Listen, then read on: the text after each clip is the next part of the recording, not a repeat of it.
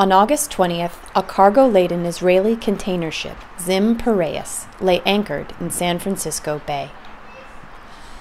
For the previous 5 days, the ship was at the center of demonstrations and picket lines in response to events in the Gaza Strip.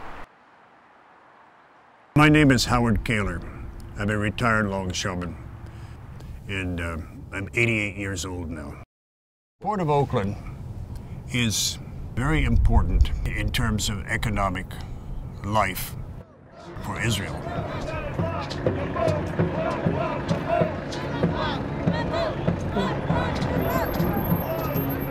1984, longshoremen carried out an 11-day strike against handling South African cargo in the port of San Francisco. It was the first strike in the U.S. by workers against South African economic interests. It sent reverberations around the world. We salute members of the International Longshoremen. They established themselves as the front line of the anti-apartheid movement in the Bay Area. Israel has been described as an apartheid state by South Africa, government among others, and by independent observers. So the parallels are quite great.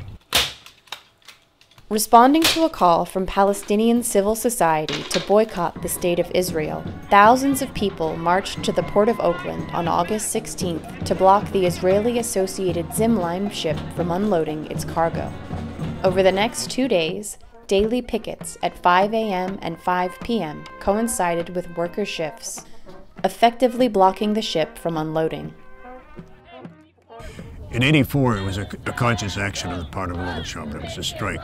Yesterday was a blockade of the pier to prevent the ship from being worked, with hopefully passive resistance on the part of longshoremen. I'm standing right here next to an ILWU worker. The Zim Line ship has been blocked in Oakland. This is a victory. On August 19th, the loaded ship slipped out of the Port of Oakland, only to turn around and attempt to unload at Ports America. The ILWU took no official position on the boycott, but many longshoremen chose not to cross the picket line because of the potentially volatile situation and the presence of police. You have to understand that workers' strikes, political strikes, or solidarity strikes are extremely rare because they're illegal, and the penalties can be extremely severe. On August 20th, the ship set sail to Russia, 5 days behind schedule. I see direct parallels with the events in 1984 and around that period. It's quite possible. This can grow and continue and has some effect on reality. I'm not interested in demonstrations for the sake of just declaring my views. I want to have some effect on social reality.